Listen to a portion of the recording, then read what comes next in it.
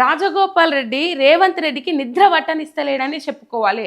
పాపము రాజగోపాల్ రెడ్డికి మంత్రి పదవి ఇస్తాము అని చెప్పేసి ఎంపీ పార్లమెంట్ ఎలక్షన్లలో చెప్పిర్రు. పార్లమెంట్ ఎలక్షన్లలో ఎట్లా చెప్పిండ్రు? ఒక ఎమ్మెల్యేగా ఈయనను పిలుచుకొని బాధ్యతలు అప్పచెప్పిర్రు. ఏం బాధ్యతలు? అక్కడి నుంచి ఒక మంత్రి ఎంపీని గెలిపియాలి అని చెప్పేసి. ఆ ఎంపీ ఎవరు? చామల కిరణ్ కుమార్ రెడ్డి. ఆయనను గెలిపియాలి అని చెప్పేసి మొత్తం మీద ఆ బాధ్యతలు కోమటిరెడ్డి రాజగోపాల్ రెడ్డికి అప్పచెప్పి, నువ్వు గనక ఎంపీని గెలిపిస్తే నీకు మంత్రి పదవి ఇస్తాము అని చెప్పిండ్రోళ్ళ. చెప్పిన తర్వాత నెక్స్ట్ మంత్రివర్గ విస్తరణ జరిగింది. ఈయనకు చెప్పిన తర్వాత 3 మంత్రులనేమో తీసుకున్నట్టున్నారు కొత్తగా క్యాబినెట్లోకి. మంత్రివర్గ విస్తరణ జరిగింది. 4 సూచించారు. ఆ 4లో ఒక పేరు రాహుల్ గాంధీ అద్దన్నారు. ఆ ఒక్క పేరేదో మనకు తెలుసు. సీల్డ్ కవర్లో వస్తుంది అని చెప్పేసి ఆశపడ్డారు. కానీ ఆ ఒక్క పేరేందో మనకు తెలుసు. ఆ ఒక్క పేరు క్యాన్సల్ చేసిరు. మిగతా 3కి మంత్రి పదవి ఇచ్చిండ్రు. వాకిడి శ్రీహరికి, గడ్డం వివేక్ వెంకటస్వామికి, ఇటు పోతే అజారుద్దీన్కి మొన్న ఇచ్చిర్రు మంత్రి పదవి. రైట్. ఈ మంత్రి పదవి లిస్టులో కోమటిరెడ్డి రాజగోపాల్ రెడ్డి పేరు ఉంటుంది అని చెప్పేసి పాపం చాలా ఆశపడ్డాడు ఆయన. కోమటిరెడ్డి రాజగోపాల్ రెడ్డికి ఆశ పెట్టిండ్రు, ఇస్తామని చెప్పిర్రు. రైట్. ఆయన అంటాడు ఇప్పుడు 2 అన్నదమ్ములకు మంత్రి పదవులు ఎట్లా ఇస్తారు అని చెప్పేసి ఆలోచిస్తుర్రు అని చెప్పేసి మాట్లాడితే, మరి 2 అన్నదమ్ములకు ఎట్లా బాధ్యతలు అప్పచెప్తారు అని చెప్పేసి ఆనాడు ఆలోచన చేయలేదా వాళ్ళు?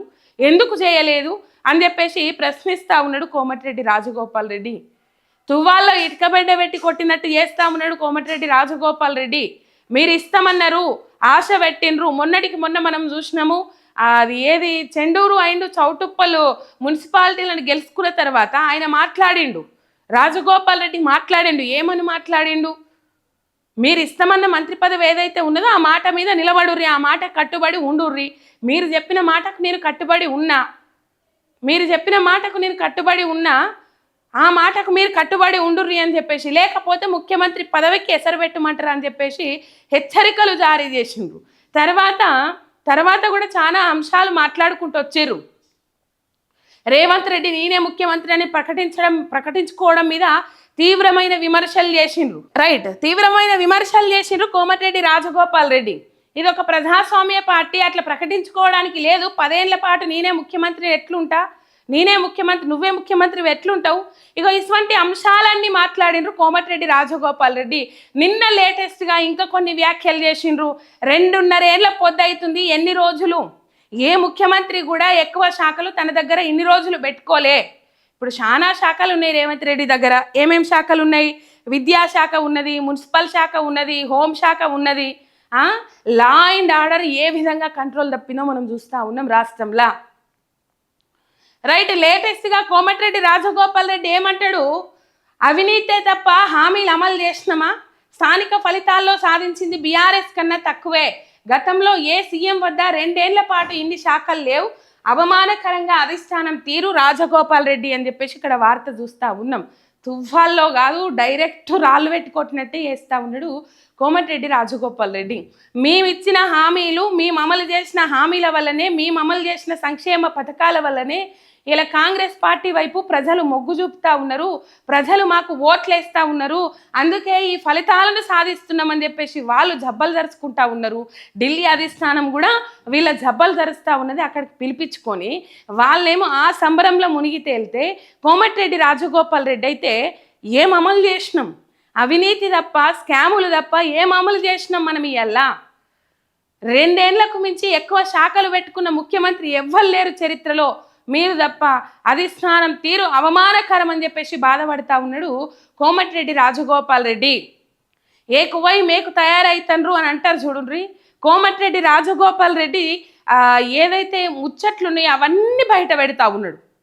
తీగలాగితే డొంక కదిలినట్టు రేవంత్ రెడ్డి గుట్టు మొత్తం రట్టు చేస్తూ ఉన్నాడు. అవినీతి చేసింది అవినీతి తప్ప మనం ఏమన్నా హామీలు అమలు చేసినామా? ఇలా హామీలు అమలు చేసినాం అని చెప్పేసి జబ్బలు జరుచుకుంటురు కదా కాంగ్రెస్ వాళ్ళు. ఇలా హామీలన్నీ అమలు చేసినామని చెప్పేసి ముచ్చట్లు చెప్తురు కదా. ఎన్ని హామీలు అమలు చేసిండ్రు? 6 గ్యారంటీలలో ఎన్ని గ్యారంటీలు అమలు చేసిండ్రు? 6 గ్యారంటీల కింద సబ్ గ్యారంటీలు 13 ఉండే. తర్వాత 420 హామీలు ఇచ్చిండ్రు. ఈ హామీలల్లో ఎన్ని హామీలు అమలు చేసిండ్రు?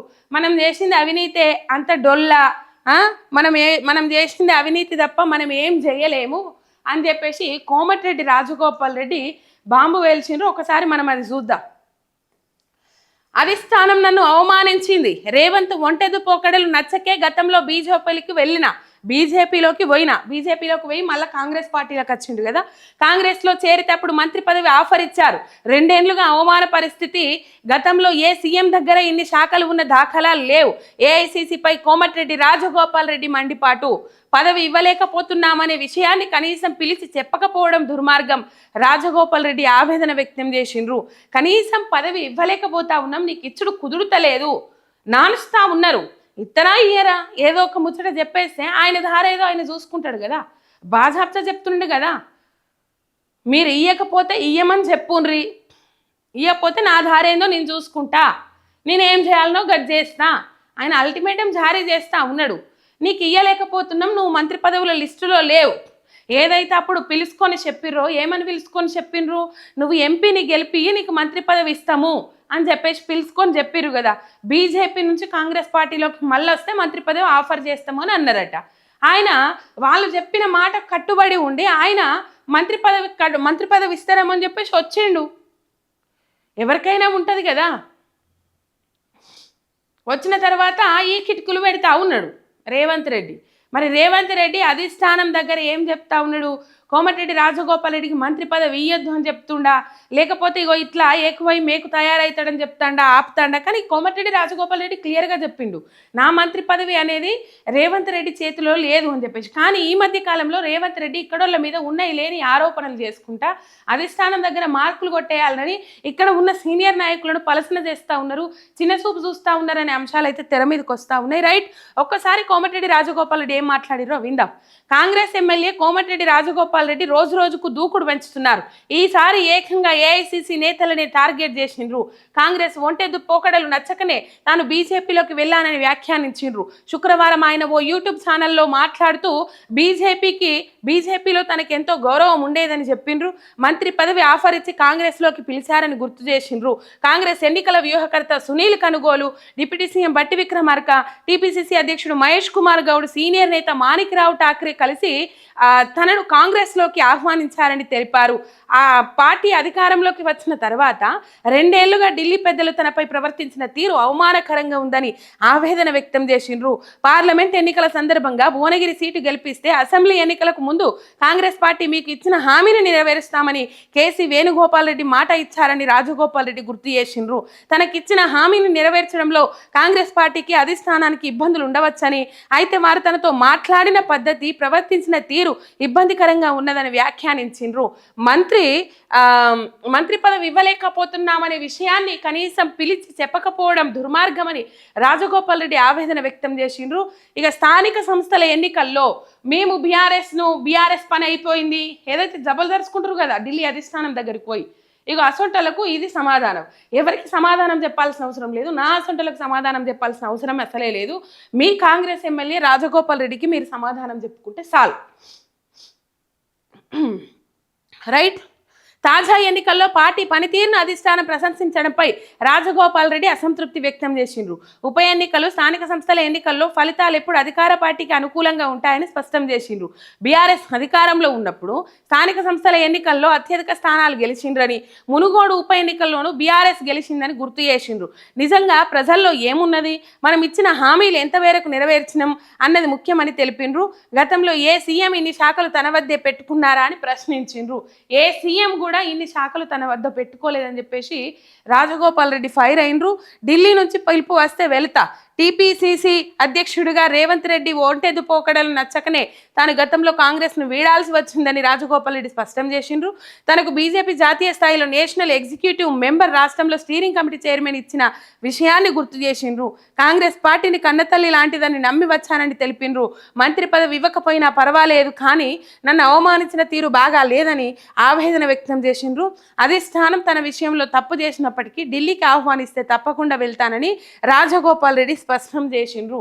మొత్తం మీద ఆయనను పిలుచుకొని చెప్పట్లే, ఏమని చెప్పట్లే, నీకు మంత్రి పదవి ఇచ్చుడు సాధ్యం కాదు అని చెప్పేసి పిలుచుకొని చెప్పిన పాపాన పోతలే. అందుకు ఆయనకు ఆవేదన, అందుకు ఆయనకు బాధ.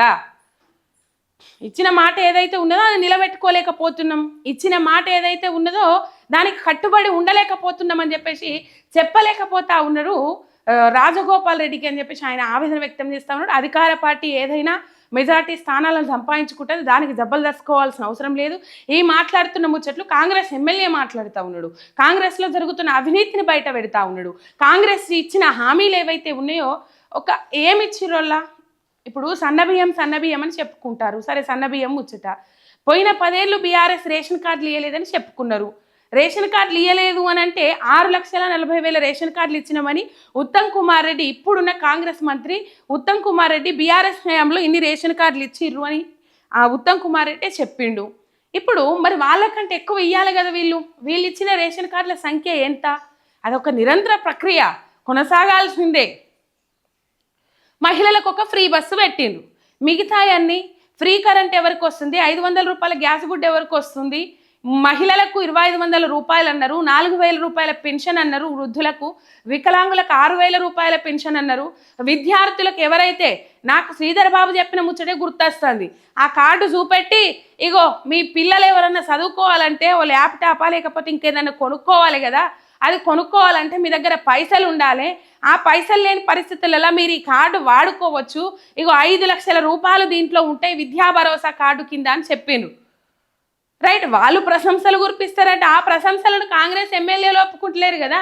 క్షేత్రస్థాయిలో సరే ఆయన బాధ ఏదైనా ఉండని, మంత్రి పదవి ఇస్తలేరని బాధ ఉండని, లేకపోతే ఇంకేదన్నా ఉండని, కాకపోతే ఆయన అసలు నిజాన్ని బయట పెడతా ఉన్నాడు కదా. చెప్పురు ఇక కోమటిరెడ్డి రాజగోపాల్ రెడ్డికి సమాధానం చెప్పురు.